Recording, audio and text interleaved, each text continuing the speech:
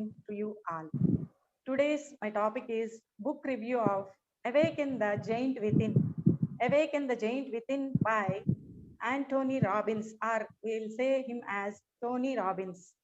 Tony Robbins, ఒక American author and also motivational speaker, famous well known motivational speaker and also philanthropist.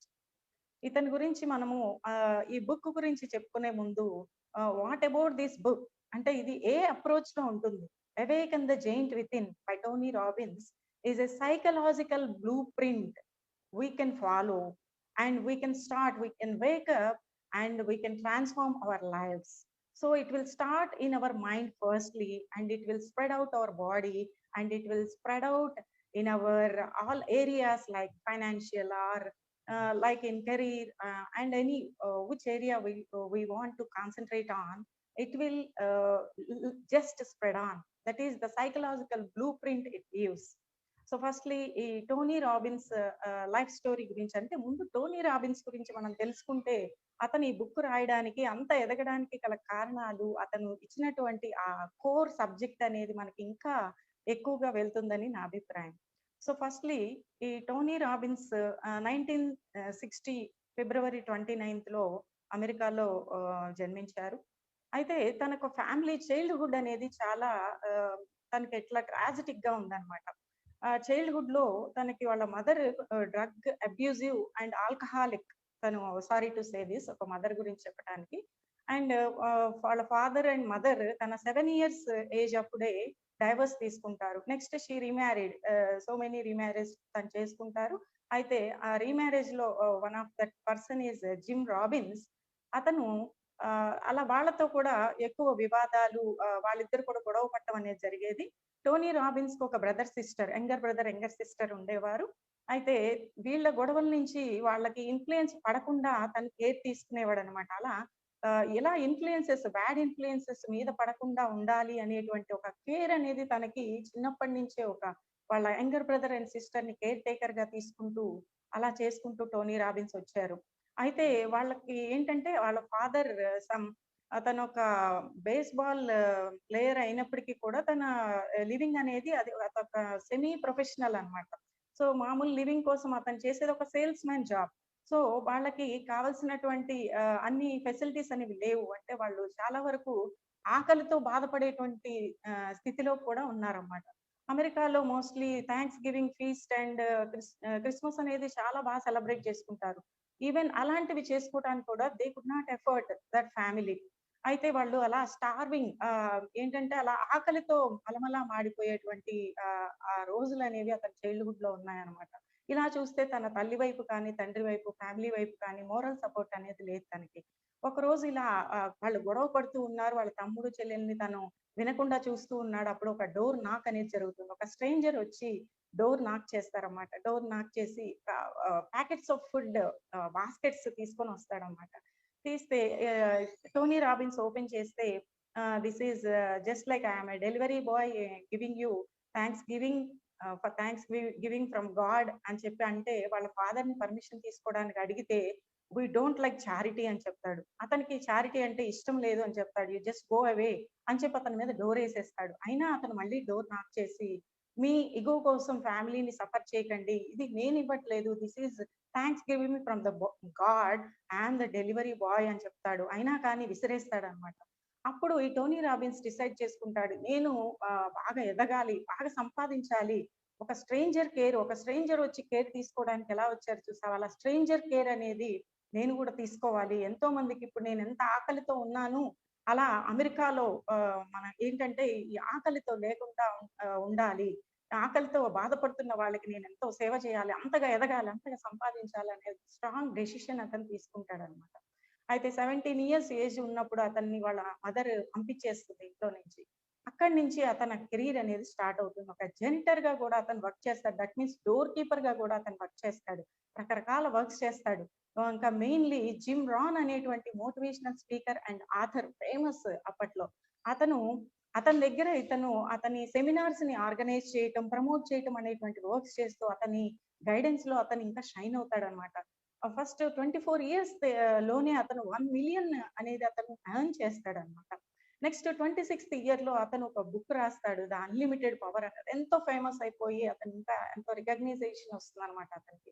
ఇంకా మనం చెప్పాలనుకుంటే నెట్‌ఫ్లిక్స్‌లో 'I am not the గురు' అనేటువంటి documentary వచ్చింది. 2016లో సౌత్ వెస్ట్ ఫిల్మ్ ఫెస్టివల్‌లో ఒక సంచలనం సృష్టించిందని చెప్పొచ్చు. అంటే అన్ని లాంగ్వేజెస్‌లో ఉందది. నెట్‌ఫ్లిక్స్‌లో 'ఐ యామ్ నాట్ ద గురు' అని చెప్పేసి ఆ డాక్యుమెంటరీ అన్నమాట. అంత వెల్ నోన్ పర్సన్ అతను.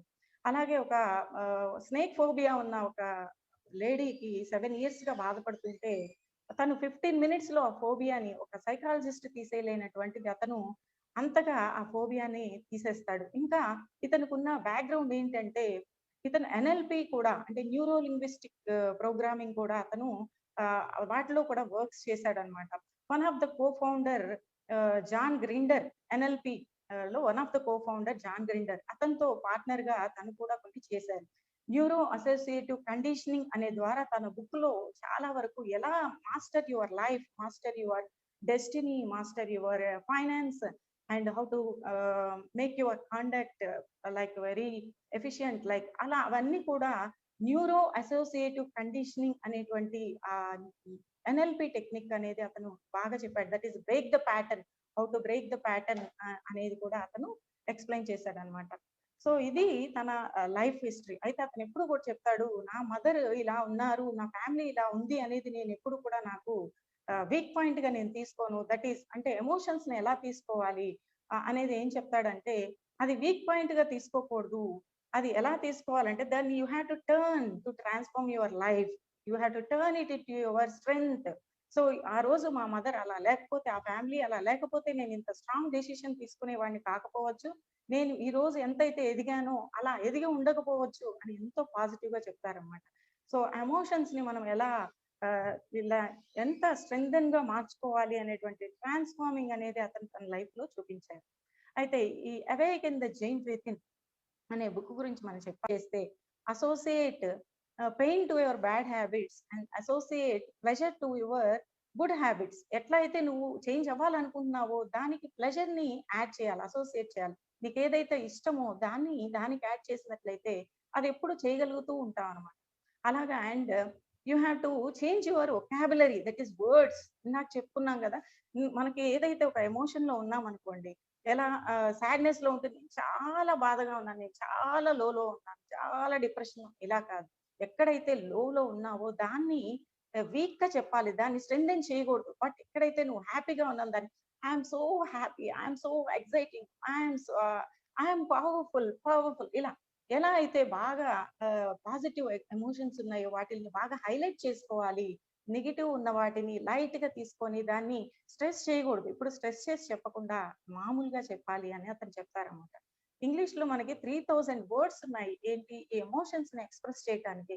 కానీ ఆ 3000 వర్డ్స్ లో 66% అంటే మోస్ట్లీ 2 టైమ్స్ మన పాజిటివ్ ఎమోషన్స్ కంటే ఎక్కువ నెగిటివ్ ఎమోషన్స్ చెప్పటానికే వర్డ్స్ ఎక్కువ ఉన్నాయి.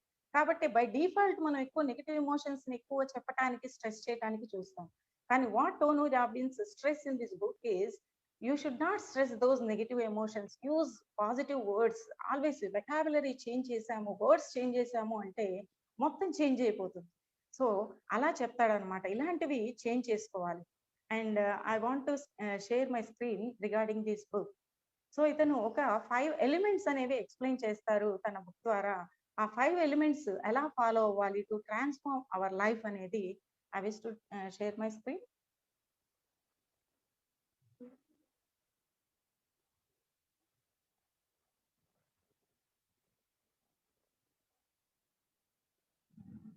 లేదేంటి?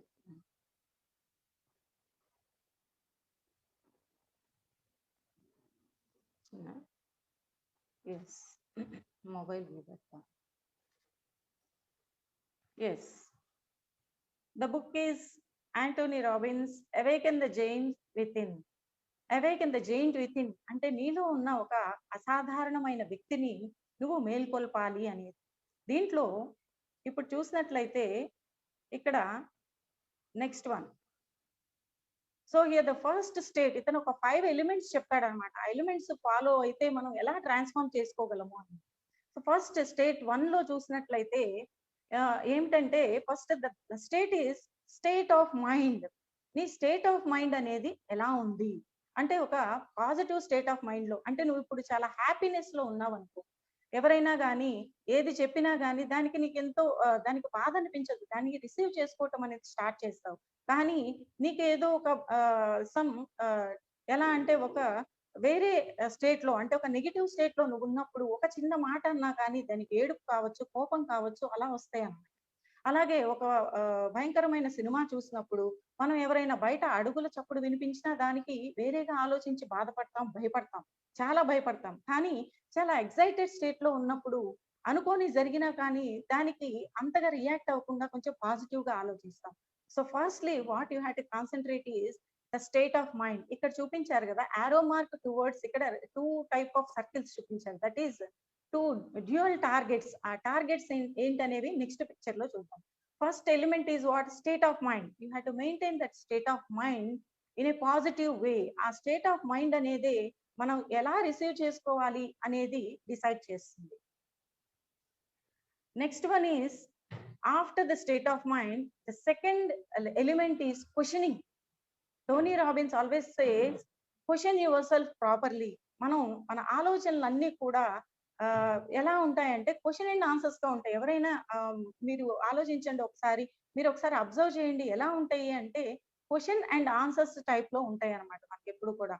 సో ఆ క్వశ్చన్స్ అనేవి మనం కరెక్ట్ గా మైండ్ కి కనుక ఇచ్చినట్లయితే కరెక్ట్ ఆన్సర్స్ అనేవి వస్తాయి. ఇప్పుడు టోనీ రాబిన్స్ నా లైఫ్ ఎందుకు ఇలా అయిపోయింది, మా మదర్ అలా ఎందుకు ఉండాలి అనేటువంటి రాంగ్ క్వశ్చన్స్ తన మైండ్ కి కనుక పంపించినట్లయితే అతను ఎదగలిగేవాడు కాదు. కానీ అతను ఎలాంటి క్వశ్చన్స్ పంపించాడు, నేను దీని నుంచి ఎలా ఓవర్కమ్ చేసుకోవాలి, ఎలా ప్రొటెక్ట్ చేసుకోవాలి, ఎలా ఎదగాలి అనేటువంటి మంచి క్వశ్చన్స్ అనేవి, రైట్ క్వశ్చన్స్ అతను తన మైండ్ కి ఇచ్చాడు కాబట్టి రైట్ ప్రొడక్టివిటీ అనేది అతనికి వచ్చిందనమాట.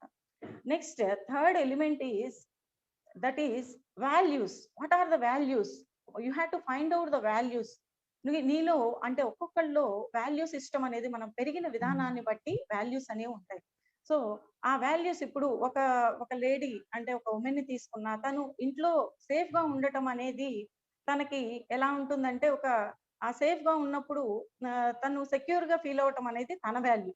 ఇంకొక ఉమెన్ ని తీసుకుంటే తను అలాగే ఇంట్లో ఉంచితే తను ఫ్రీడమ్ గా ఫీల్ అవ్వకపోవచ్చు, తను ఫ్రీడమ్ లేదు అని ఫీల్ అవుతుంది. So that is depends upon our individual values. అయితే ఆ వాల్యూ సిస్టమ్ అనేది చాలా స్ట్రెంథెన్ చేసుకోవాలి మనం. టువర్డ్స్ వాల్యూస్ కు వెళ్ళినప్పుడు that is we will be in the state of pleasure, but whenever we are going out of the values, that is state of pain. So pain state లోకి వెళ్తున్నామా, pleasure state లోకి వెళ్తున్నామా అనేది values మీద depend అయి ఉంటుంది. ఆ value system కూడా correct based value system అవి ఉండాలన్నమాట. సో ఆ వాల్యూ సిస్టమ్ కి మనము స్ట్రెంథెన్ చేసుకొని ఆ విధంగా ప్లెజర్ వైపు వెళ్ళటానికి చూసుకోవాలి. So the next fourth element is belief. So ఈ వాల్యూస్ తర్వాత మనం బిలీఫ్స్ వస్తాం. బిలీఫ్స్ అంటే మనకంటూ ఒక నమ్మకాన్ని ఏర్పరచుకుంటాం. దట్ ఈస్ అండ్ రూల్స్ ను కూడా మనం ఏర్పాటు చేసుకుంటాం. అంటే బిలీఫ్ అంటే ఒక వ్యక్తి తన బాస్ ఎప్పుడు కూడా తన్ని ఏదైనా చేయగానే పొగడాలి అని అనుకుని ఒక రూల్ పెట్టుకున్నాడు అనుకోండి, అది ఎలా జరుగుతుంది? ఎవ్రీ టైం తను హ్యాపీగా ఎలా ఉండగలుగుతాడు? That is wrong. అలాగే ఒక ఫ్రెండ్ ని తన బెస్ట్ ఫ్రెండ్ ఎవ్రీ వీక్ తనకు కాల్ చేస్తేనే తన బెస్ట్ ఫ్రెండ్ అవుతుంది అనుకుంటే ఆ ఫ్రెండ్ మంత్లీ కాల్ చేస్తుంది అనుకోండి, అది ఎలా కరెక్ట్ అవుతుంది? So you have to communicate your beliefs, your rules. నీకు ఒక రూల్ ఉందనుకోండి, దాన్ని కమ్యూనికేట్ చేయాలి వాళ్ళతో. అలాగే you have to respect others rules also. Others beliefs ను కూడా తీసుకొని ఆ రెండింటిని ఏంటంటే బ్యాలెన్స్ చేసుకోవాలన్నమాట. ఆ రూల్స్ అనేవి we can make our rules, but we have to communicate the rules.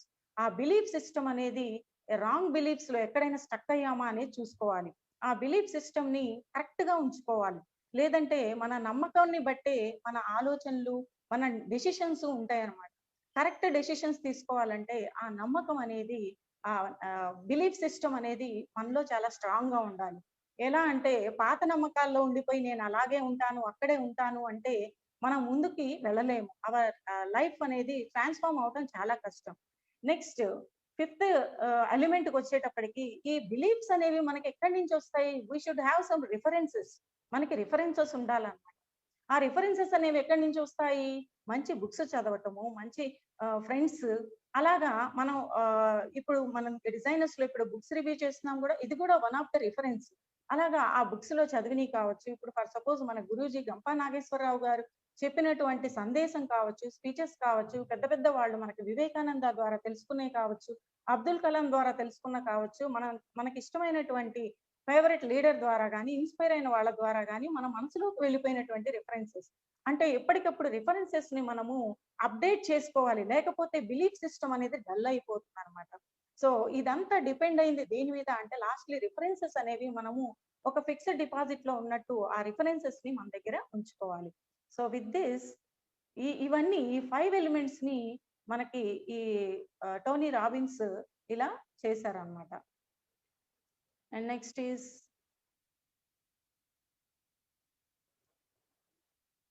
So then yes, ఈ 5 ఎలిమెంట్స్ ద్వారా ఈ బుక్ అనేది బుక్ లో ఉన్నటువంటి పాయింట్స్ అన్ని కూడా మనకి బాగా అర్థమవుతాయి. సో ఎందుకు ఈ పిక్చర్స్ చూపించా అంటే this is not PPT. General గా ఆ బుక్ లో ఉన్నటువంటి ఆ పిక్స్ ఏవైతే నాకు చాలా ఇన్ఫ్లుయెన్స్ అయినాయి, ఒక పిక్ లో నుంచి మనకి చాలా అనలైజ్ చేసుకోవచ్చు అనిపించింది అనమాట. 5 ఎలిమెంట్స్ నేను మామూలుగా చెప్పచ్చు, కానీ ఆ పిక్చర్ చూపిస్తే ఇంకా చాలా ఎఫెక్టివ్ గా ఉంది అనిపించి నేను వాటిని పిక్ తీసుకొని ఇలా షేర్ చేశాను అనమాట. అయితే ఈ 5 ఎలిమెంట్స్ ఏంటి, మనకి ఏంటి డిఫరెన్సెస్ ఎందుకు మనము చేసుకోవాలి అంటే ఈ బిలీఫ్ సిస్టమ్ కోసం అనమాట. So what we have to strengthen according to Tony Robbins is our state of mind you have to keep in a right way. ఆ స్టేట్ ఆఫ్ మైండ్ ని బట్టి మనం ఏం రిసీవ్ చేసుకుంటున్నాము, ఎలా రెస్పాండ్ అవుతాం అనేది మనకు తెలుస్తుంది అనమాట. So state of mind and it is what value system ఎలా ఉంది, అండ్ మనకు క్వశ్చనింగ్ ఎలా ఉంది. క్వశ్చనింగ్ అనేది రైట్ వర్డ్స్ తో మైండ్ క్వశ్చన్ చేస్తే నీకు రైట్ ఆన్సర్స్ వస్తాయి. వేరేగా క్వశ్చన్ చేస్తే నీకు మైండ్ ఏమి ఇవ్వదు. You will ruin your mind and you will ruin your life. So you have to question properly, and the value system should be strengthened. It should be it should have a basic strength for the values and beliefs means man rules. You have to communicate, and ఆ beliefs కి ఒక particular references అనేవి చాలా correct గా ఉండాలి. దానికోసం మనం ఎప్పటికప్పుడు అప్డేట్ చేసుకుంటూ ఉండాలి. సో ఈ రైట్ డెసిషన్స్ తీసుకుంటే our like our destiny is shaped in moments of decision అని చెప్పారు టోనీ రాబిన్స్. అతను ఆ మూమెంట్ ఆఫ్ డెసిషన్ తీసుకున్నప్పుడే కదా అతని ఫ్యూచర్ అలా షేప్ అయింది. సో ఆ రైట్ డెసిషన్స్ తీసుకోవడానికి మన బిలీఫ్ సిస్టమ్ కరెక్ట్ గా ఉండాలి. సో ఇవన్నీ కూడా ఎన్ఎల్పి బేస్ గా ఒక సైకలాజికల్ బ్లూ ప్రింట్ అని ఫస్ట్ చెప్పాను. సో అది మీ అందరికీ రీచ్ అయిందని నేను భావిస్తున్నాను. So with this I conclude my words, and thank you all for listening. Thank you.